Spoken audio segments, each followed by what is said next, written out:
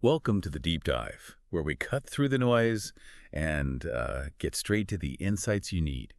Think back to your own school days for a second. Maybe you loved it, maybe you didn't. But education, well, it definitely shapes us, right? Yeah. Today, we're diving deep into a really fascinating question, one that causes a lot of debate, actually. Does education primarily act as this force for social harmony, for opportunity?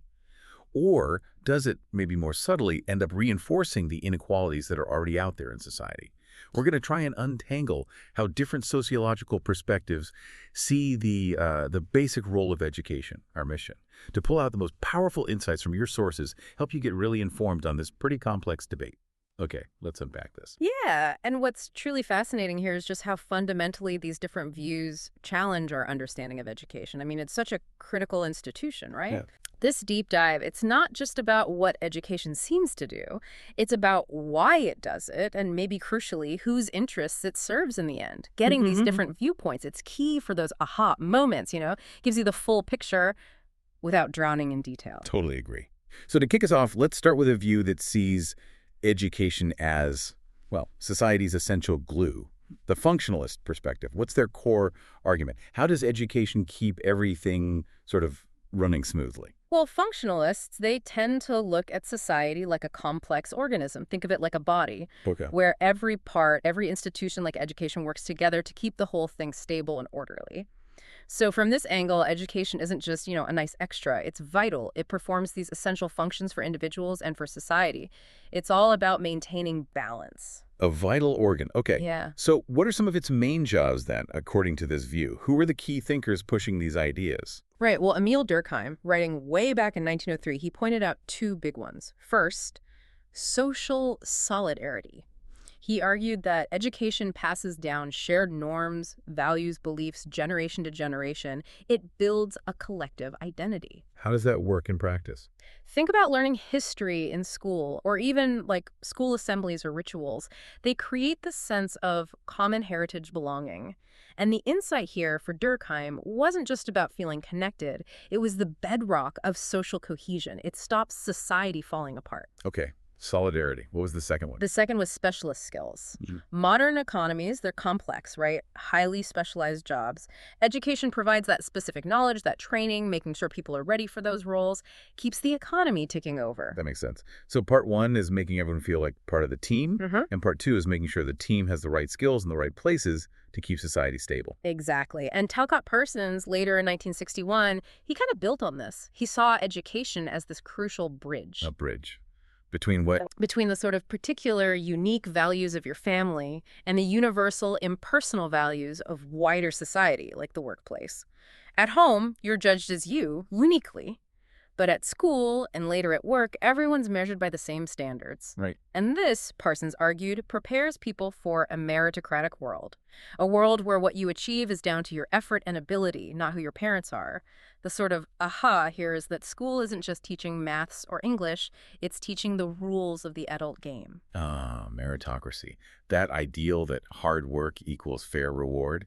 And Davis and Moore, back in 45, they also talked about this, didn't they? Something about role allocation. They absolutely did. They saw education as this key mechanism for, well, sifting and sorting people based on their abilities. The most talented people, they argued, get allocated to the most important jobs, the ones with the highest reward. Why? Just fairness. Not just fairness, but societal efficiency. Making sure the most capable people fill the most critical roles. It keeps things orderly, running well. The system, in their view, is basically designed to find the best talent for society's toughest jobs. Okay, so the strength of this functionalist view is definitely how it highlights education, socializing us, passing on culture, getting us ready for work. But let's be honest, it does sound a little bit perfect, doesn't it? A bit idealized. What are the blind spots here? You've hit the main critique right there. Functionalism often seems to just ignore the huge inequalities already present: class, gender, ethnicity. These things actively stop a true meritocracy working. Critics say it's too deterministic, like we all just passively accept the rules. Right, like we have no choice. Exactly. And it paints this overwhelmingly positive picture. It often ignores the messy reality conflict in schools, kids skipping class, anti-school attitudes. It doesn't really have a good explanation for all the outcomes we actually see. Which brings us very neatly to a much more critical viewpoint, the Marxist perspective. For them, education isn't society's glue at all. It's more like a tool for the powerful. Precisely. Marxists see society as fundamentally built on class conflict. You have the ruling capitalist class exploiting the working class. So from their perspective, education isn't about harmony for everyone. Oh no. It actively serves capitalism by reproducing class inequality and making it seem legitimate, seem normal. So less about everyone benefiting, more about keeping the system going for those at the top. How does that actually happen in schools? That's the million-dollar question they try to answer. Louis Althusser, in '71, he called education an ideological state apparatus, an ISA. Okay, what does that mean? It means that alongside things like the media or family, education transmits the dominant ideology, the ideas of the ruling class. It doesn't just teach skills for jobs. Crucially, it teaches kids to accept their place in the system, often a subordinate one. The real insight here is that the lessons aren't just in books. They're baked into the structure of school itself, subtly preparing you for your spot in the economic hierarchy. Wow, that sounds pretty stark. And Bowles and Gintis, they had a really influential idea about this structure, right? The correspondence principle. How does that actually work? Yes, Samuel Bowles and Herbert Gintis in 1976, they argued there's this close correspondence, a mirroring between how things work in the classroom and how they work in the workplace. Give me an example. Okay, think about it. The hierarchy, teacher over student, that mirrors boss over employee, competing for grades, mirrors competing for promotions, getting grades as rewards instead of, say, loving learning. That mirrors getting wages, having no control over what you learn, mirrors having no control over your work tasks. I see the parallel. And this, they argued, effectively trains working-class kids to be docile, obedient workers ready for exploitation later on. And a lot of this happens through the hidden curriculum, those unspoken lessons. Exactly. The hidden curriculum is all that stuff you learn implicitly through the daily grind of school. Things like obeying authority without question, accepting hierarchy, being motivated by external stuff like grades. Not just learning for learning's sake. Right. And this reinforces the idea that meritocracy is a myth. Bowles and Gintis argued education makes it look like success is all down to individual talent and hard work, when really it's often heavily influenced by your starting point, your social class. This creates false consciousness. Meaning the working class come to accept the system, seeing their own lack of success as a personal failing, not a result of an unfair system. Fascinating and quite chilling. And Paul Willis's study, Learning to Labor, that gives us a really vivid picture of this, doesn't it? It really does. Willis, in 1977, he studied this group of working class boys, the lads, who basically hated school. They formed this strong anti-school counterculture. They just rejected it all. Pretty much. They saw academic stuff as pointless, messed around in lessons. They knew they were heading for manual jobs and just thought school was irrelevant. But here's the profound irony and Willis's key insight. Their very rebellion, their rejection of school values, actually prepared them perfectly for the low-skilled manual jobs waiting for them. Wow. So by fighting the system, they ended up fitting right into it. Exactly. Their resistance unintentionally reproduced the very class inequality they felt they were pushing against. Okay, so a definite strength of the Marxist view is how it exposes the ways education can reinforce class inequality and really challenges that whole meritocracy idea. Yeah. But if it's all about control and shading people, does it imply individuals are just puppets, just passively accepting it all? That feels a bit bleak. That's a very fair point, and it's a major criticism.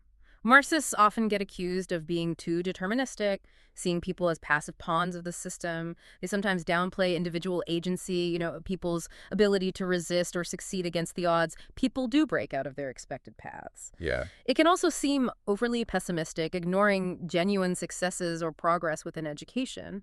And importantly, its main focus is class, Right. which means it sometimes struggles to fully explain inequalities based on, say, gender or ethnicity. Which is a perfect pivot point to our next perspective. Yeah. The feminist view.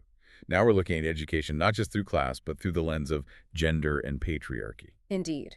Feminists argue that society is fundamentally patriarchal, male-dominated, and that education, like other big institutions, plays a key role in reproducing and legitimizing gender inequality. It's really about how gender-based power structures are kept alive through the process of schooling.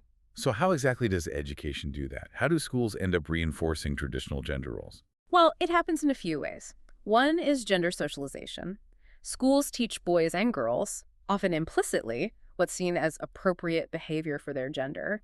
Historically, the curriculum itself was a big part of it. Remember home economics for girls, shop class for boys? Oh, yeah, definitely. Even now, with a common curriculum, you still see very gendered subject choices later on. True. What else? And then there are things like teacher attitudes and stereotyping.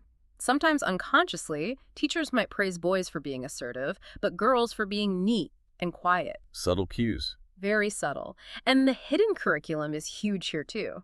Think about textbooks dominated by male figures, or most senior managers in schools being men, or even how things like sexual harassment might be handled or not handled. All these things send messages about gender and power. Okay, but here's a tricky point.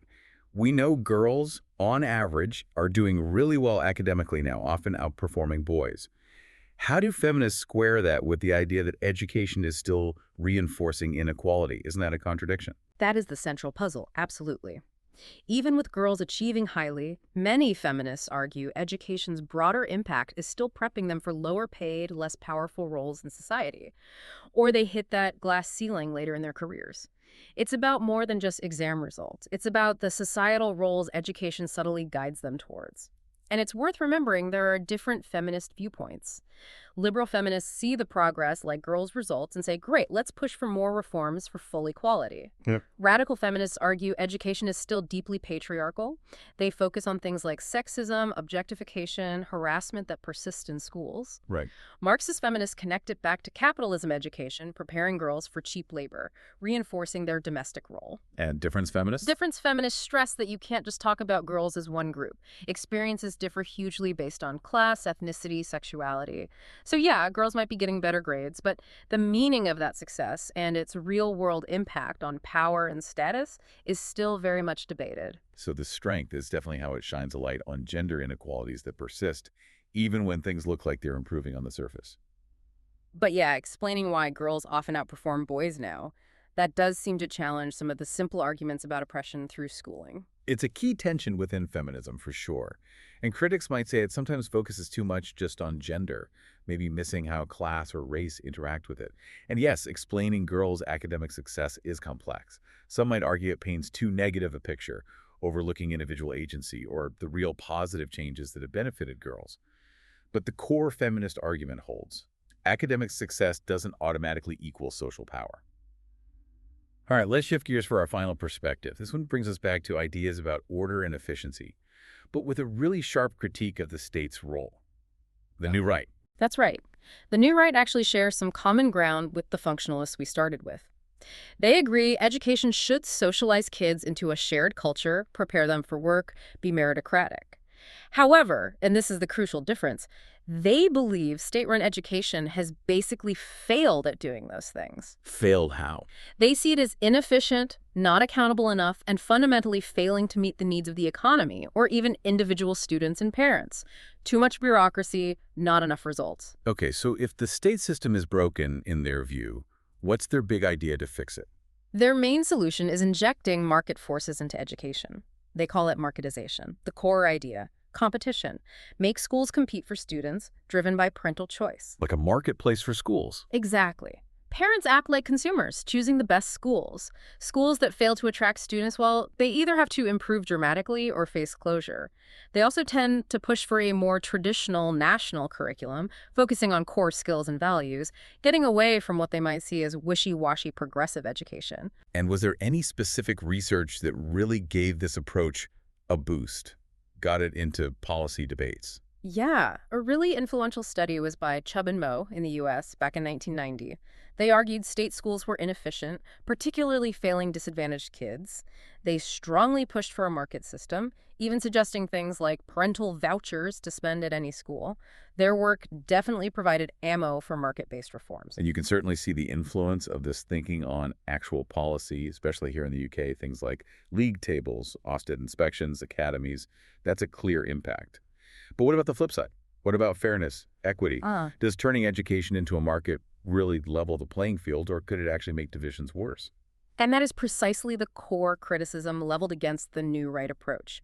Critics, especially from Marxist and feminist camps, argue marketization overwhelmingly benefits the middle classes. How so? Well, middle-class parents often have more resources, time, knowledge, cultural capital to navigate the system effectively. They can understand league tables, maybe move house to get into a good school's catchment area, make those informed choices. So it reproduces advantage. That's the argument. It can end up reproducing existing inequalities, not reducing them. Critics also say it tends to blame schools or individuals for failure, ignoring the massive impact of wider social issues like poverty or lack of resources outside of school. The new right approach, critics contend, essentially privatizes educational failure, shifting blame away from systemic problems. Okay, this is where it gets really interesting, I think. We've looked at these four quite different ways of seeing education. How do they fundamentally clash over that basic idea we started with? That education's main job is to maintain social order and stability. It feels like we've heard totally different takes, even if they agree it does something significant. We absolutely have heard different takes. Functionalism, and the new right to some extent, they clearly state that education is essential for maintaining social order. Positively essential. They see achieving this through consensus, shared values, preparing people for roles, all leading to a stable, functioning society. It's a positive connection for them. But the others disagree. Fundamentally, the Marxist and feminist perspectives would actually agree that education does maintain social order. But, and this is critical, it's an unequal order. They argue it reproduces existing hierarchies, whether class-based or gender-based. It benefits the dominant groups, not everyone equally. So it creates order, but a specific kind of order. Exactly. It's a form of social order, yes, but one they see as built on exploitation and inequality, not genuine harmony or meritocracy. The stability serves some, often at the expense of others. So the deep complexity here is recognizing that education clearly does socialize people. It does contribute to some kind of stability. But it also seems to significantly perpetuate existing inequalities. The debate isn't just whether it maintains order, but whose order are we talking about and who pays the price for that stability? What a journey through these different lenses. We've gone from functionalism's view of education as society's glue, through Marxism's critique of it as a tool for capitalism. Feminism's focus on patriarchal order, and the new right's push from market solutions. And what really stands out is that core tension, isn't it? Is education this force for harmony, for real opportunity? Or does it, maybe without meaning to, just reproduce the inequalities it claims it can fix? Our deep dive today, well, it was designed to give you a solid, but hopefully clear understanding of these powerful sociological ways of looking at education. So maybe the next time you think about education could be your own experiences, could be news about policy something though. Perhaps consider this. When we talk about education maintaining social order and stability, it really forces us to ask, whose social order are we actually talking about? And who ultimately benefits the most from keeping things stable in that particular way? That is a really powerful thought to leave you with. One that could definitely shift how you look at everything from school funding debates to what's taught in the classroom. We hope this sparks your curiosity to keep thinking about it. Maybe now you'll look at your own educational journey or current policies with a slightly different, more critical eye. So what does this all mean for you?